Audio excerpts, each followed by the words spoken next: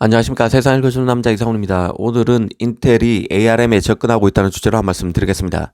이 한때 IT 업계의 하드웨어는 모두 인텔의 것이었습니다. 이 대규모 서버, PC부터 노트북 등 그 포트블 기기까지 모든 IT 기기에 인텔의 CPU가 탑재됐고 사용자는 이를 당연하게 받아들였습니다.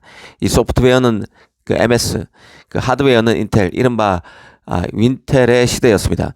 하지만 모바일 시대가 열리면서 모든 것이 변했는데요. 그 MS의 윈도우는 그 iOS와 안드로이드에 밀려서 입지가 줄었고, 인텔의 CPU는 퀄컴, 애플, 삼성 등 ARM 연합군에 밀려서 영향력 축소를 겪고 있습니다. 이는 인텔이 주력인 CPU 시장에서 위상이 흔들리는 결정적 계기가 됐습니다.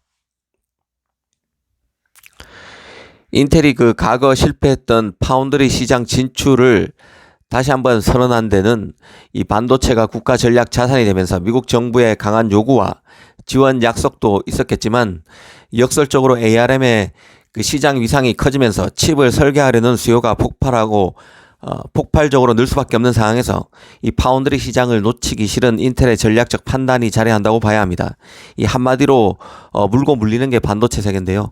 적과 아군이 분명하지 않습니다. 더 힘센 경쟁자를 이기기 위해서 다른 경쟁자와 손을 잡을 수도 있고, 한 분야에서는 경쟁자이지만 다른 분야에서는 자신을 도와주는 조력자가 수두룩한 게 칩의 세계입니다. 그래서 비즈니스에 영원한 적도 친구도 없다고 말하는데요. 이 반도체가 딱 그렇습니다. 사실 그런 맥락에서 보면 인텔과 ARM은 강력한 경쟁자이자 협력할 필요성도 매우 큰 관계입니다. 아니나 다를까 인텔이 ARM이 추진하는 기업 공개에서 앵커 투자자가 되기 위해서 ARM의 모회사인 이 소프트뱅크와 협상을 진행하고 있다는 로이터의 보도가 있었습니다. 그 앵커 투자자는 가장 많은 금액을 투자하고 딜을 주도하는 투자자를 일컫는 말입니다. 그 ARM은 그 올 연말 나스닥 상장을 목표로 하고 있는데, 이 소프트뱅크는 인텔 외에 그 다른 잠재 전략 투자자들과도 앵커 투자와 관련해서 협상을 진행하고 있는 것으로 알려져 있습니다. 사실 이 소식을 듣고 많은 생각이 스쳤는데요. 그 ARM 인수를 노렸지만 결국 실패했던 엔비디아가 생각났고, ARM 지분 인수를 원한다고 공공연히 그 말을 흘려왔던 이 퀄컴, 삼성도 생각이 났습니다. 또 생각났던 기업이 노광 장비업체 ASML입니다. 일전에 그 말씀드렸던 그 ARM은 결국 ASML과 같은 운명을 걷게 될 것이라는 점을 짚어드린 적이 있습니다. 과거 ASML을 두고 유력 칩업체인 인텔, 삼성, TSMC가 약속이나 한 듯이 일제히 투자한 적이 있는데요. 그 ARM에 대해서 또 뛰어난 팹리스 등 반도체 기업이 지분 투자라도 하려고 애쓸 수밖에 없다는 게 개인적인 판단입니다. 그 ASML, ARM 등과 같은 그 사실상의 독점 기업은 단독으로 한 기업이 인수하기가 불가능에 가깝습니다. 모두가 활용하고 갖기를 보유하기를 원하는 기업이기 때문에 하나가 독점할 수 없기 때문입니다. 특히 반도체가 국가 간의, 기업 간의 시기와 질투 견제가 극심한 전략 그 자산인 것을 감안한다면 ARM의 인수가 가능하다는 발상은 하지 않는 게 맞을 것입니다. 이런 논리 구조를 제대로 이해할 필요가 있습니다. 이런 관점에서 인텔의 ARM에 대한 앵커 투자자 참여를 조망할 필요가 있다는 생각입니다. 그럼 인텔과 그 ARM 관계를 조금 내밀하게 한 번 더 보겠습니다. 사실 인텔은 ARM의 맞은편에 있는 오픈소스 플랫폼인 그 리스크5 투자를 많이 했던 게 사실입니다. CPU 시장 구도를 보면 그래도 힘들지만 그래도 X86 천하인데요.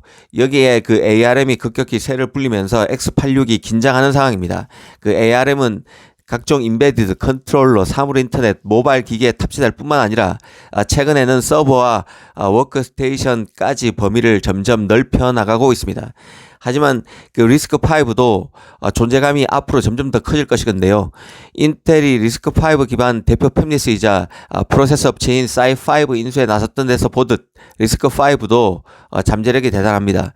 인텔은 그 사이5가 자신의 미세 공정을 통해서 프로세서를 제조할 수 있도록 이미 사이5 IP 포트폴리오를 지원한 상태입니다.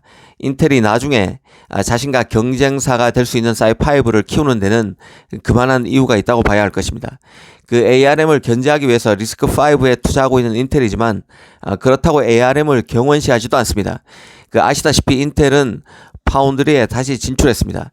인텔은 그간 자신의 칩을 직접 설계해서 자신의 팹에서 만들어 왔는데요.